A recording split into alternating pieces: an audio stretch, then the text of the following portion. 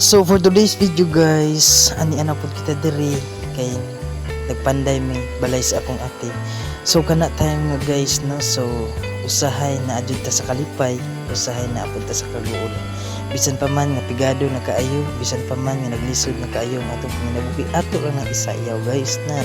Kita mo na guys nan kana ra gud guys. So bisag gamay-gamay lang, smile bisan pa man nga daghan nga mga problema niabot sa atong kinabuhi basta ay lang jud kalimot nga mag-smile. Kaya ra gud na sa smile guys. So kana guys no, practice pud tag panday bisag kana lang uyat-uyat og pala bisan dili tag panday no. Importante na kita diha og tabang sa atong pamilya. Syempre kay kita medyo bisan man di mutabang jud ta sa atong pamilya no. So kana mag masagod ta sa semento guys no. So kana guys, so medyo gikapoy na pud ta. So magpauhay na pud ta guys no kana guys.